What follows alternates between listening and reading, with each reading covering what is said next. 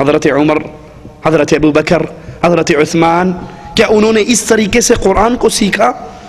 جو کہتے ہیں کہ 8 سال میں سورۃ بقرہ یاد کی. پوچھا کیوں؟ کہا اس لیے ایک آیت پڑھتا تو اس پہ عمل کرتا، پھر اگلی آیت کو پڑھتا. یہ جو 2 دن کے اندر، 1 ہفتے کے اندر سب کچھ کھلا کر دکھا دیتے ہیں کہ اس طرح کرنے سے آپ کو مل جاتا ہے. کیا اولیاء اللہ جو اصل اولیاء اللہ ہیں، اللہ کے رسول، آپ کے اصحاب کرام، کیا انہوں نے یہ طریقے ہمیں سکھائے؟ یاد کر لیجئے، اولیاء اللہ ظاہری لباس میں لوگوں سے ممتاز نہیں ہوتے. لباس، شکل و صورت عام انسانوں کی طرح ہوتی ہے. اور جو ننگے ہوں، جو کپڑے اتار دیں، جن کی مونچھیں بڑی ہوئی، جن کے منہ سے بدبو، جن کے منہ سے رالیں گرتی ہوں، جن کو طہارت کا نہ پتا ہو، جن کو تن ڈھانپنے کا نہ پتا ہو، شرم گاہیں ڈھانپنے کا نہ پتا ہو، انہیں کہتے ہیں یہ اللہ کے اولیاء ہیں. اللہ کی قسم یہ اللہ کے اولیاء نہیں ہیں. یہ ہمارے ہاتھ میں ملفوظات احمد رضا، اس کا صفحہ نمبر 30 ہے. 30 پہ ایک ولی کا تعارف کرواتے ہیں، سنیے. کہتے ہیں سید محمد یمنی، ان کے ایک صاحبزادے مادرزاد ولی تھے. اگو پیچھو ہر پاسو ننگا، جماندرو ننگا، اور کہتے یہ پہنچا ہوا مادرزاد ولی تھے. ایک مرتبہ جب عمر شریف چند سال تھی، باہر تشریف لائے، اپنے والد کی جگہ پہ بیٹھا. ایک شخص سے کہا لکھ فلان فی الجنہ، فلاں آدمی جنت میں ہے، لکھو. بہت سے نام لکھوانے شروع کر دی، لکھو فلاں جنت میں، فلاں جنت میں، فلاں جنت میں. وہ لکھتا رہا. اور جہنم دی واری آئی، کہنا لکھ فلان فی النار، فلاں جہنم میں. تو اس نے اپنا ہاتھ روک لیا کہ جنت میں تو ٹھیک تھا لیکن جہنم میں تو نہ بھیجو. ہاتھ روک لیا. انہوں نے کہا لکھ. نہ لکھا. اس نے تیسری بار کا لکھ فلان فی النار، کہ فلاں جہنم میں ہے. تو اس نے پھر بھی نہ لکھا. تو پیر صاحب کو غضب آیا، ننگے پیر کو غضب آیا. کہنے لگا پھر انت فی النار، ہن تو بھی جہنم میں جائیں گا. نہیں لکھتا تو تیرا بھی بیڑا غرق. وہ بہت گھبرائے. اتنی دیر میں بابا جی بھی آگے، اس کے والد صاحب. کہا حضرت آپ کے ننگے مادرزاد 2-4 سال کے ولی نے کہہ دیا فلاں جنت میں، میں نے لکھ دیا. اب کہا فلاں جہنم میں لکھ، میں نے نہیں لکھا. تو مجھے کہہ دیا تو بھی جہنم میں. تو اس نے پوچھا کہ تو یہ بتا کہ میرے بیٹے نے انت فی النار کہا تھا یا انت فی جہنم کہا تھا؟ کہا نہیں، اس نے کہا تھا انت فی النار، کہ تو آگ میں جائے گا. یہ کہا، جہنم کا لفظ نہیں بولا.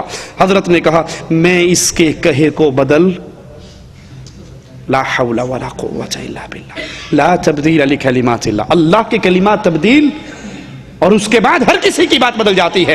حضرت حمزہ کی لاش کو دیکھا رسول اللہ صلی اللہ علیہ وسلم نے، غضبناک ہو گئے اور کہا جب تک میں کافروں میں سے اتنے آدمی، تعداد بیان کی غالباً 20 یا 30 کی، اتنے آدمیوں کا میں اسی طرح مثلا کروں گا اور ان سے حمزہ کا انتقام لوں گا. فوراً آسمان والے نے قرآن نازل کر دیا، اے پیارے جتنی زیادتی تم سے ہو اتنی لے سکتے ہو، زیادتی نہیں کر سکتے. نبی کی بات تبدیل ہوئی یا نہیں؟ نبی نے احد کے میدان میں کہہ دیا کیف یفلح القوم، یہ کیسے فلاح پا سکتے ہیں جنہوں نے محمد کریم کا ماتھا پھاڑ دیا. اللہ نے فوراً کہا لیس لک من الامر شیء، تیرا اختیار نہیں ہے، میں چاہے ان کو عذاب دے دوں، چاہے ان کو معاف کر دوں، انہوں نے ظلم کیا ہے. اور یہاں کہتے ہیں کہ میں اس ننگے کی بات کو ٹال نہیں سکتا. اب تیری مرضی ہے، چاہے دنیا کی آگ کو پسند کر لے یا آخرت کی آگ کو پسند کر لے. اس نے کہا نہیں، اگلی اوکھی ہے، اتھوں چھاڑ کے دیکھ لو مینوں. اسے آگ میں پھینک دیا، جل کے راکھ ہو گئے. اس لیے ان کو جلے ہوئے شہید کا لقب ملا. یہ جو ننگے پتنگے ہیں ان کو بھی اللہ کا اولیاء کہا جاتا ہے. یاد کر لیجئے ظاہری عوام میں اور اولیاء کے ظاہری لباس میں کوئی فرق نہیں ہے. اور اولیاء معصوم نہیں ہوتے، معصوم صرف محمد رسول اللہ صلی اللہ علیہ وسلم ہے. اسی لیے اتباع کا حکم کسی ولی کے پیچھے چلنے کا اور اس کی اتباع کرنے کا اللہ نے ہمیں حکم نہیں دیا، بلکہ ہمیں سارا حکم جو ملا ہے وہ اللہ کے رسول کی اتباع کا حکم ہے. اتبعوا ما انزل الیکم من ربکم ولا تتبعوا من دون اولیاء، اتباع کرو جو اللہ نے تمہارے اوپر نازل کی ہے، اس کے علاوہ کسی کے پیچھے نہ چلو. اتباع صرف رسول اللہ صلی اللہ علیہ وسلم کی ہے. اولیاء کے سرتاج صحابہ ہیں، ابو بکر ولی ہیں، عمر ولی ہیں، عثمان ولی ہیں، علی ولی ہیں. اور رسول اللہ صلی اللہ علیہ وسلم نے ایک بار نہیں، ان کی تعریفوں میں بے بہا حدیثیں ہیں. اگر ان اولیاء کی صفات کو بیان کرنا شروع کر دوں تو ہو سکتا ہے رات کا بڑا لمبا حصہ اسی میں گزر جائے. اور جو اللہ کے ولی نہیں ہیں ان کی ایک ہی بنیادی نشانی یاد رکھیے جو اللہ کے ساتھ شرک کی دعوت دیتے ہیں، جو غیر اللہ کو اللہ کا شریک بناتے ہیں، اللہ کی ذات میں، اللہ کی صفات میں، اللہ کی عبادت میں، وہ قطعاً اللہ کے ولی نہیں ہو سکتے۔ اللہ کے ولی وہ ہیں جو اللہ کی توحید کو مانے، رسول اللہ صلی اللہ علیہ وسلم کی اتباع کو مانے، قرآن کو پڑھیں پڑھائیں۔ جو قرآن سے روکے وہ اللہ کا ولی نہیں ہے۔ اللہ سے دعا ہے اللہ اپنی رحمت سے، اللہ اپنے فضل سے ہمیں اپنے پیاروں میں شامل فرما لے، ہمیں اپنے اولیاء میں شامل فرما لے، ہمیں جب تک زندہ رکھے توحید پہ رکھے، ایمان پہ رکھے، جب موت دے تو اس حال میں دے اللہ ہم سے راضی ہو، ہم اللہ سے راضی ہوں۔ اقول قولی ھذا واستغفر اللہ لی ولکم ولسائر المسلمین فاستغفروہ انہ هو الغفور الرحیم۔ دعوت الی اللہ کے لیے آپ حضرات سی ڈی اور کتابیں اپنے دوستوں میں عام کریں۔ جو حضرات ادھر ادھر بیکار میں پیسے خرچ کرتے ہیں، اگر اس میں سے تھوڑا سا پیسہ سی ڈی اور کتابوں پر لگائیں تو یہ آپ کے لیے صدقہ جاریہ ہے۔ رسول اللہ صلی اللہ علیہ وسلم کا ایک حدیث آپ کو سناتا ہوں۔ اللہ کے نبی صلی اللہ علیہ وسلم نے فرمایا ایک تیر کی وجہ سے 3 انسان جنت میں جائیں گے۔ ایک وہ جس نے تیر بنایا، تجارت بھی مقصد تھی لیکن جہاد کے لیے اس کا مقصد تھا۔ دوسرا وہ جس نے تیر خریدا، خود نہیں چلایا، پیسے بھرے خرید کے آگے دے دیا مجاہد کو جس نے اللہ کے راستے میں چلایا۔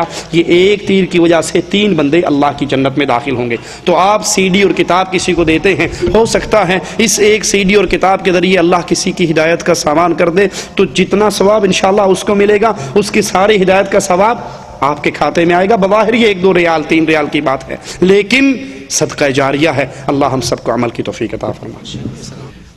ٹی وی پر آج کل مسلمانوں میں دینی سیریز دیکھنا عام ہے جس میں عورتیں غیر محرم مرد کی تقریر سنتے اور دیکھتے ہیں۔ کیا قرآن حدیث اس کی اجازت دیتی ہے یا کیا ٹی وی کے پردے پر کسی کپڑے کے ذریعے آڑ کر کے صرف آواز سنائی جا سکتی ہے؟ بہتر ہے کہ آپ اس کو آڈیو سنائیں، لیکن اگر ویڈیو بھی آپ دکھاتے ہیں تو اس میں میرے غالباً یہ سوال پہلے بھی ہوا تھا۔ شیخ مقصود حسن فیضی حافظ اللہ کی پوری 2 سیڑھیاں ہیں اس موضوع پر، تو عورت اگر شہوت کی نظر سے نہیں دیکھتی تو انشاءاللہ کوئی حرج نہیں ہے۔ یہاں پر تھائی لینڈ لاٹری جو کہ عام ہے پورے سعودی عرب میں، عنقریب ہر خاص و عام اس میں مبتلا ہو رہے ہیں۔ یہ جو کیسی ہے، یہ لاٹری کا جو سسٹم ہے، یہ سود، یہ جوئے کی ایک قسم ہے جس میں کچھ کو کچھ ملتا ہے اور کچھ کو سارے پیسے اس کے ضائع برباد ہو جاتے ہیں۔ تو ان طریقوں سے بچیے اور حلال رزق کی کوشش کیجیے۔ منگنی کو کتنے سال تک شادی کے لیے روک سکتے ہیں؟ ہم تیسری کے چکر میں ہیں، آپ ایک ہی منگنی کر کے روک کے بیٹھے ہیں۔ جلدی سے شادی کرو فوراً، آج منگنی چٹ منگنی پٹ بیا، دیر نہیں کرنی چاہیے۔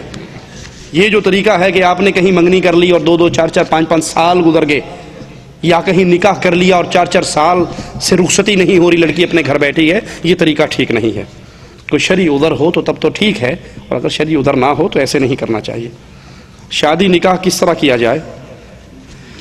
شادی اور نکاح کے لیے رسول اللہ صلی اللہ علیہ وسلم کا فرمان ہے کہ کئی وجوہات سے شادی ہوتی ہیں، جس میں مال ہے، حسب و نسب ہے، خوبصورتی ہے۔ آپ نے فرمایا تم جب بھی شادی کرو دین کی بنیاد پہ شادی کرو، کسی کا دیندار ہونا دیکھ کر پھر شادی کرو۔ ایک اور حدیث میں ہے تمہارے پاس کوئی رشتہ آئے جس کا دین اور اخلاق تمہیں پسند ہو، پھر اس کا انکار نہ کرو کہ یہ انڈین ہے، یہ پاکستانی، یہ پٹھان ہے، یہ پنجابی ہے، یہ فلاں ہے اور یہ فلاں قوم ہے اور یہ فلاں برادری ہے۔ اگر تم ایسا کرو گے تو فتنے اور فساد میں مبتلا ہو جاؤ گے۔